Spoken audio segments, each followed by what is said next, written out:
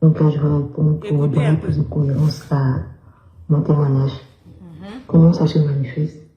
Ce n'était pas dû à une opération, puisque une jeune dame de 32 ans cadre dans une entreprise qui a commencé à faire pipi au lit à l'âge de 10 ans.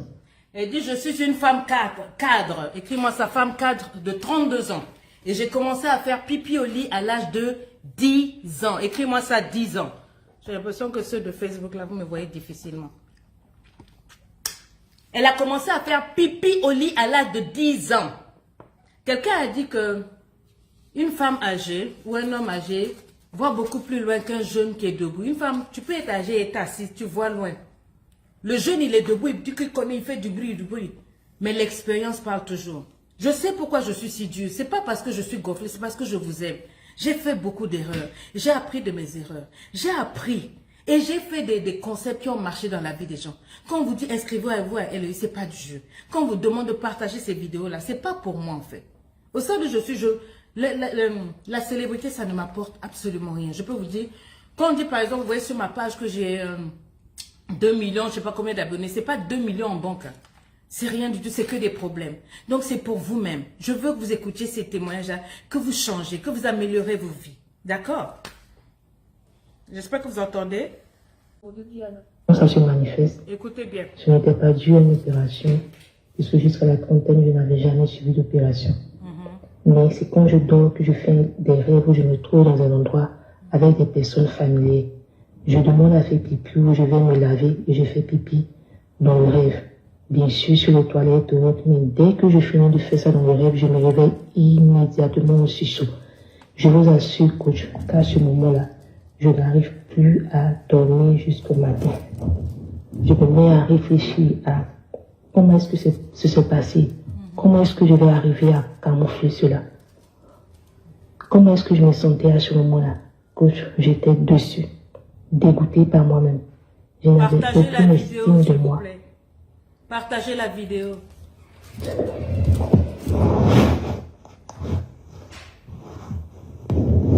J'avais le moral à zéro. J'avais le moral à zéro. La journée, tout le temps que ça se faisait. Sans compter qu'il y avait des proches qui savaient, qui me demandaient, est-ce que tu vas un jour te marier? Est-ce que vous entendez? Elle dit, il y avait des proches. Il y avait des proches qui savaient, elle se sentait mal, elle était découragée. Je les trace chaque matin comme une nourrice. Or, tu n'as pas d'enfant. Je regarde les autres qui sentent les urines, mais qui ne posent pas les questions.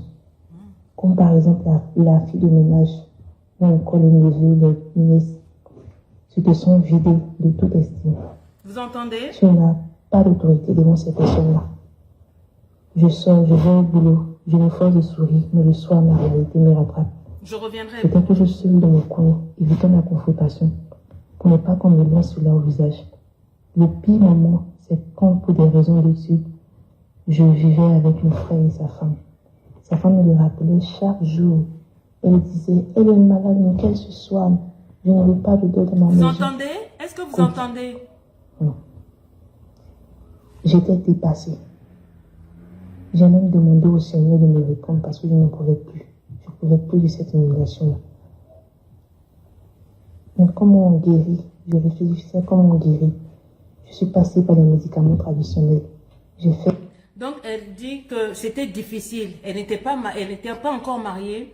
Elle a eu un... Comment on appelle? Elle n'avait pas d'enfant. Donc, elle ne pouvait pas dire aux gens que les urines, là, que c'était le bébé. Elle ne pouvait pas mentir que c'est un bébé qui faisait pipi au lit. Comment sortir les draps? Comment sortir les matelas tous les jours? Ça faisait honte. Et imaginez si tu as une domestique. C'était difficile à vivre. Un moment, elle a été hébergée chez son frère.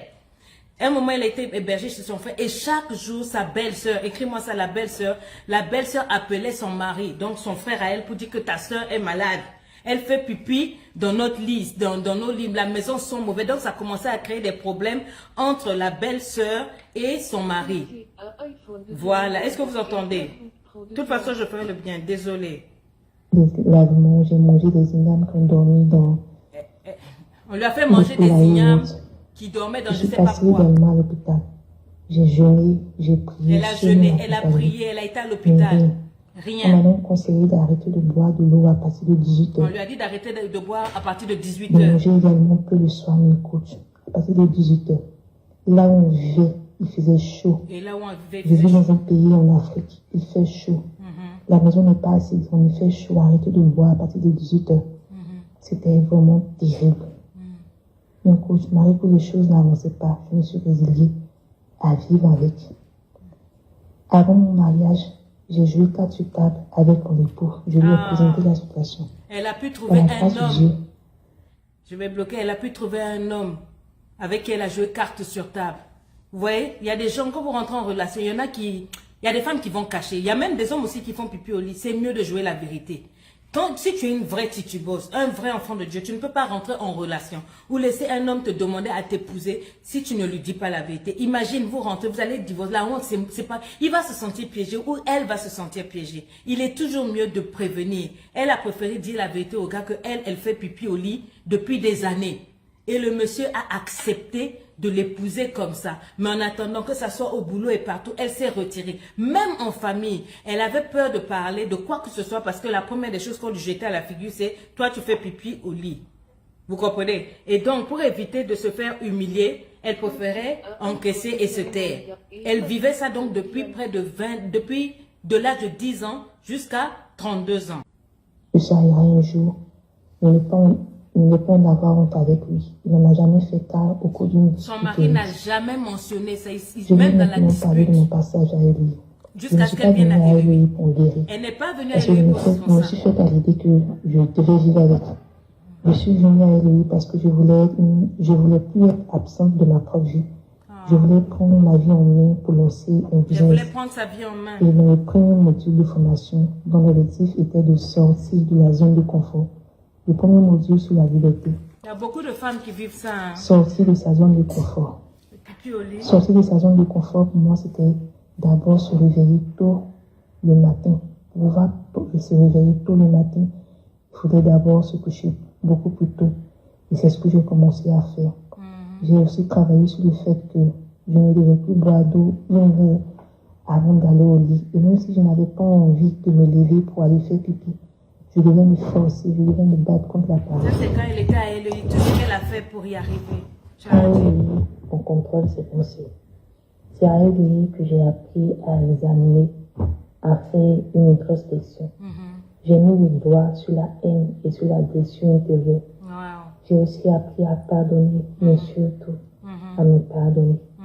À LEI, j'ai appris et je m'en suis convaincue que c'est l'Éternel qui dirige toutes choses dans notre vie.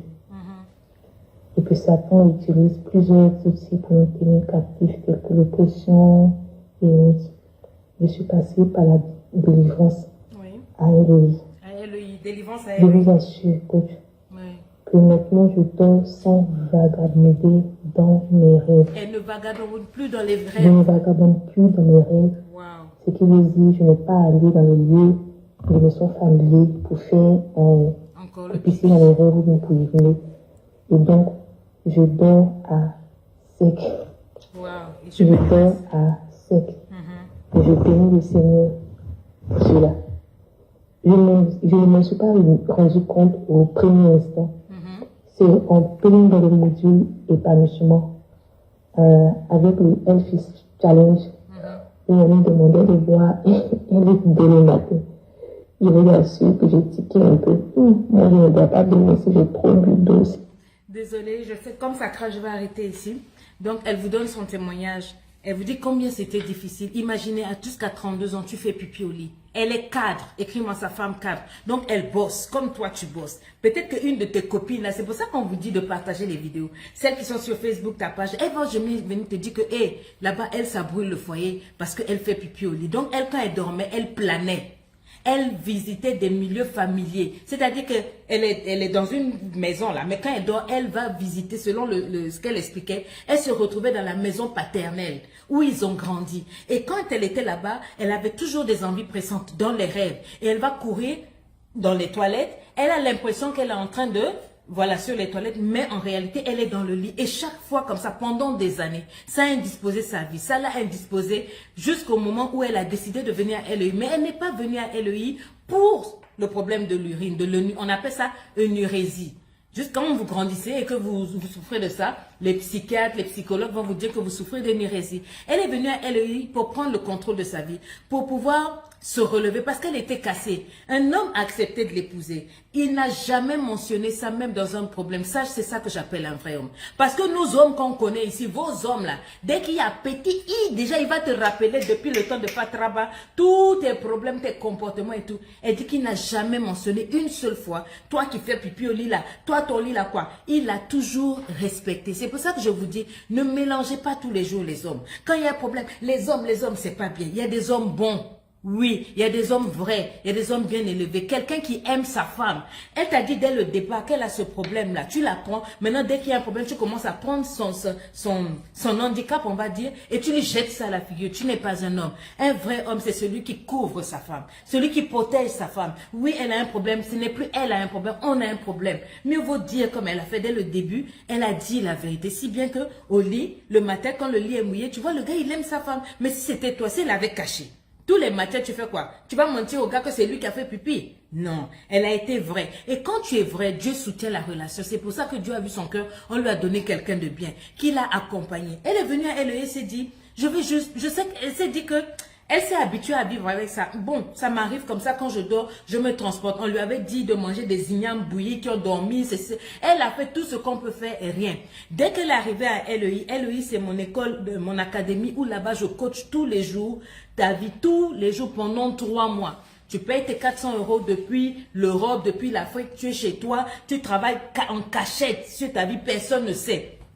Et on travaille ta vie. Donc elle est venue et le premier mois, puisqu'on parle de délivrance, on parle de tout ça, de tout cet aspect, de ces traumatismes, ces choses mystiques que tu vis. Ces choses, il y a des choses anormales dans ta vie. Tu marches, il y a une femme qui me disait la dernière fois, quand je marche, moi je sens des toiles d'araignée. Chaque fois, je suis obligée de faire comme ça là. Et je ne suis pas mariée. Dès qu'un homme arrive avec moi, il me drague, je peux être la plus belle de partout, partout. Dès qu'on parle une seule fois, surtout si on couche une seule fois ensemble, c'est comme si je deviens son ennemi. C'est comme si on a jeté du pot-à-potis sur moi. Je sens mauvais, je deviens bizarre, il ne veut plus me voir. On a des problèmes. Les hommes ne m'épousent pas. Les hommes ne restent pas. Quand je dors, j'ai des maris de nuit. J'ai des esprits bizarres qui viennent coucher avec moi. Ils prennent le visage même de mon père, des gens que je connais. J'ai des choses compliquées. Et quand je suis dans cet état-là, quand les maris de nuit viennent, souvent je fais des fausses couches. Quand j'ai des maris de nuit viennent, je me lève le matin, je me bats avec mon mari. Ça, c'est si j'arrive à me marier. Hier, je suis toujours fâchée. Je ne veux pas que mon mari me touche. Quand mon mari me touche, je suis énervée. Je suis énervée parce que spirituellement, tu es attaché à un autre.